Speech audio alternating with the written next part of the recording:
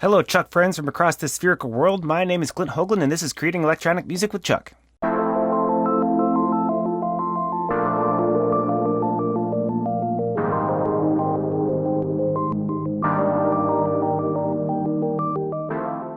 Last time we talked about unit analyzers, what they are, how you can add them to a ChucK graph, and how you can tell them to do their analyses. That's going to help us in the future with Chai and with ChucK. I got a comment on a different video that sent me on a little side quest, and that is the focus of this video.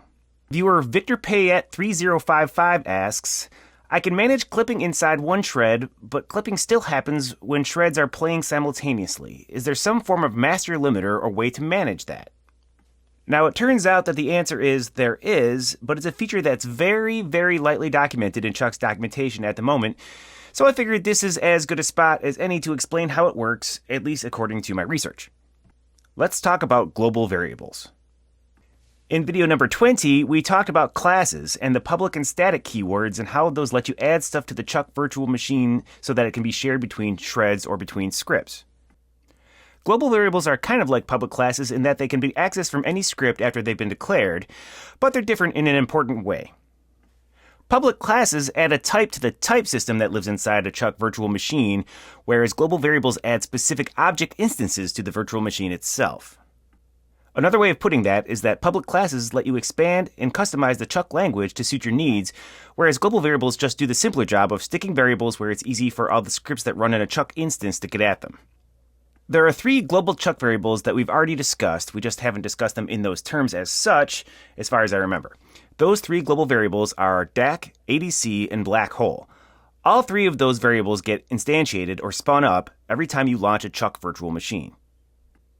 The global keyword lets you add additional variables that sit alongside DAC, ADC, and black hole.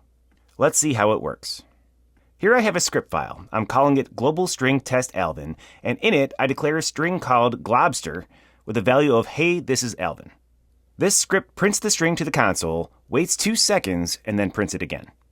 If we run it, we can see it working. Here I have a second script file called global string test Simon. In it, I wait 1 second, and then I make a string variable called globster, and I set to it a value of hey, this is Simon. Note that I do nothing else here. I am not printing Simon's string to the console. If I run this script, we would expect to see nothing happen, and nothing does. Now let's try running them at the same time. As you would expect, the Alvin script prints twice, and the Simon script does nothing. And the reason for that, as we know, is that variables have what we refer to as a scope, and variables are scoped to the script where they are created. The variable called globster in Simon is scoped to the script called global string test Simon. There happens to be another variable called globster in the Alvin script, but that is a totally different variable which just happens to have the same name, and that one is scoped to the script called global string test Alvin. Those two variables do not affect each other. Now let's add the global keyword to these strings. Instead of string globster, we're going to call them global string globster. Note that I am calling it global string globster in both files. Okay, let's save them up and rerun them. As before, the first time we print to the console, we get the string value that was set by Alvin. This time, though, when we print a second time, we get the value that was set by Simon. Note once again that there are no print statements in the Simon script. So what happened here? When you apply the global keyword to a variable, you're telling ChucK to place that variable in the ChucK virtual machine rather than scoping it to your script. Let's think about the lifetime of this ChucK VM. When Alvin and Simon start running, Alvin creates and sets a global string value called globster. Because that variable has the global keyword, that variable is placed inside the ChucK virtual machine. Alvin then uses the value of that variable to write to the console. 1 second later, Simon tells ChucK to set a different value to a global string called globster. Because there's already a global string with that name sitting in the ChucK virtual machine, the value of the existing global string gets updated. Once again, Simon is updating a value to a variable that is at the virtual machine level. Then, at the 2 second mark, Alvin once again accesses the global string variable called globster and writes its value to the console.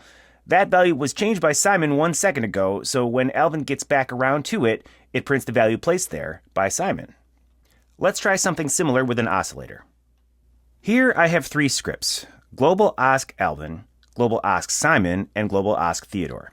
All Alvin does is declare a global sine oscillator. Note that Alvin does not advance time by setting a duration to now. All it does is declare the global variable and then it ends. Simon waits 2 seconds, and then it grabs that global sine oscillator from the virtual machine and changes its value. Then Simon ends. Theodore does nothing at all with the global sine oscillator. All it does is advance time by 5 seconds.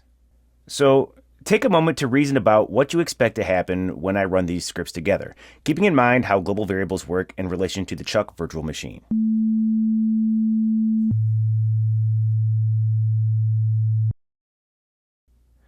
What happened was, the sine oscillator plays at its default frequency for 2 seconds after it is created by Alvin, and then it changes its frequency because Simon changes it. Then Simon ends, but the oscillator keeps playing until Theodore completes. This happens because global variables survive until the virtual machine shuts off. Theodore was still running, so the virtual machine was still there to keep it running, thus the sine oscillator was still there, pumping samples into the DAC. This is an important distinction between running ChucK on the command line versus running it in MIDI-Audical or in WebChuck. In MIDI-Audical, you start and stop the ChucK machine manually, so if you stick a global variable in the virtual machine, it's still there when all running shreds are over. You have to stop MIDI-Audical to get rid of that global variable. As of this recording, WebChuck doesn't have a stop machine button, so to do that in WebChuck, you'd need to refresh your tab.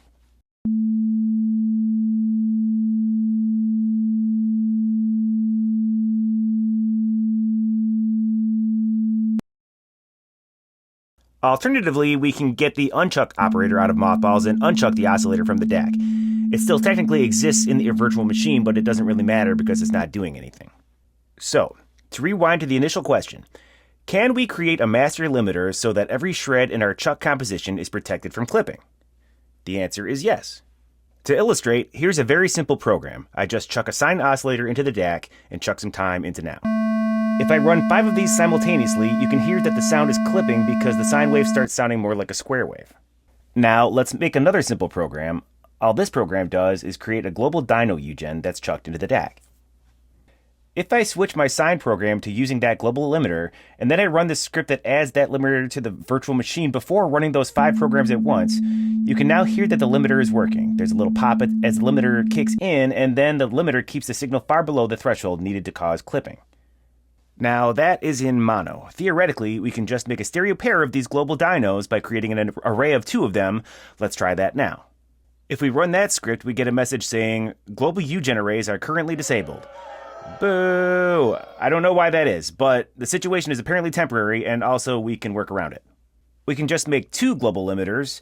Here I've called them globlim_L and globlim_R, and chuck them into DAC.left and DAC.right, respectively.